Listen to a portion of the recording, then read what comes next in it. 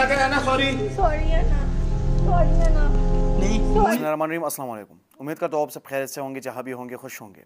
नाज़रीन, जिसने आज़ादी के दिन हरेसमेंट होती है, इस्लामाबाद में केसेस आते हैं, जिसने आज़ादी के दिन बाहर के ममालिक के लोगों के साथ हरेसमेंट करना इस मुल्क की बदनामी है। उसके बाद 133 ख़वातीन को अगवा के केसेस और उसके साथ साथ 85 को उसमें रैप का केसेस, ये पाकिस्तान में जुलाई में रिपोर्ट हुई यहाँ पे इस्लामाबाद से। इसके साथ KPK में मुख्तलिफ पार्ट्स में ख़वातीन को हरेस करना, इसके भी केसेस हमारे सामने आते हैं।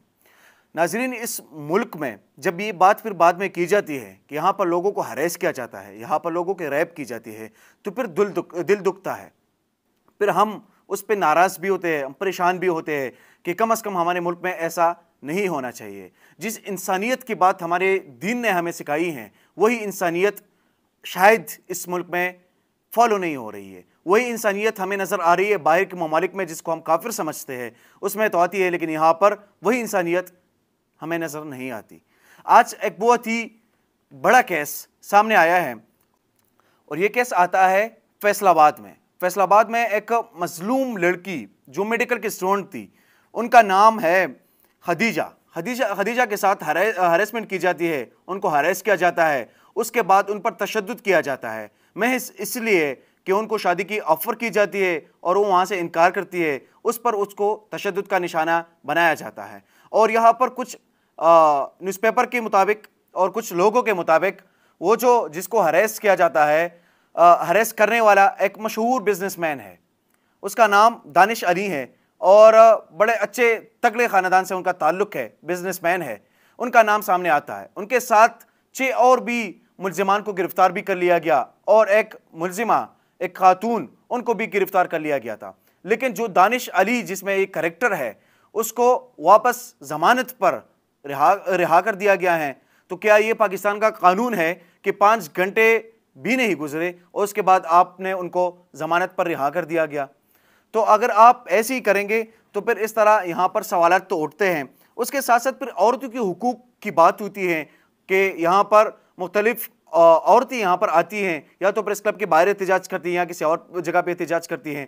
फिर जब वो रोती हैं, अपने हुकूक के यहाँ पर आपसे डिमांड करती हैं, तो फिर आपको वो भी बुरा लगता है। तो अगर आप औरत के साथ इस तरह का बिहेव करेंगे, फिर औरत मजबूर होकर सड़क पर आएगी और आपसे अपने हुकूक मानने के लिए भरपूर कोशिश भी करेंगी। लेकिन इसमें जो सबसे बड़ी जो चीज़ है और जो बात है सबसे बड़ी, वो ये है कि इस तरह केसेस बार बार यहाँ पर पाकिस्तान में क्यों पेश आते हैं? यहाँ पर तो या लाकानूनियत है, या यहाँ पर कानून को फॉलो नहीं किया जा रहा, या यहाँ पर कानून नाफिज नहीं हो रहा। हमने नूर मुकद्दम के केस में भी देखा, वहाँ पर भी इंसाफ की वो मायार जो होती हैं, वो मायार वहाँ पर हमें नज़र नहीं आई। हालांकि जो वो होना चाहिए था वो नहीं हुआ।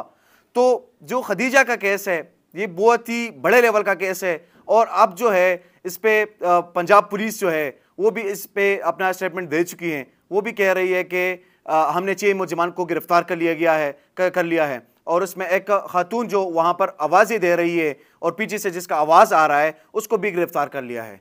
लेकिन गिरफ्तारी से क्या होगा? गिरफ्तारी के चंद दिनों बाद क्या होगा? और इस तरह के केसेस बार बार पेश आते हैं, लेकिन उसके बाद किसी को भी इंसाफ नहीं मिलता। ये मेडिकल की तालिबा जो है खदीजा, अगर इस तरह के और भी तालिबात इनको देखेंगे, वो भी अपने इदारे में जब जाएंगे तो वो खौफ के साथ जाएंगे। फिर उनको डर होगा कि हमारे साथ ऐसा ना हो कि हमारे साथ कोई ऐसा वाक़या हो जाए। फिर मुख्तलिफ लोग जो है अपनी बेटियों पे अक्सर तालीम नहीं करते। उसकी वजह भी यही होती है कि आप इस तरह की यहाँ पर हरेसमेंट के और रैप के केसेस आते हैं, फिर वो अपनी बच्चियों पर डरते हैं कि ऐसा ना हो कि हम अपनी बच्चियों को तालीम के लिए भेजें और आगे से उनके साथ कोई ऐसा मसला आए। इंशाल्लाह एक नए व्लॉग में दोबारा इस इशू पर बात करेंगे और इसमें आगे जो भी होगा वो भी आप लोगों को बताएंगे। बहुत शुक्रिया।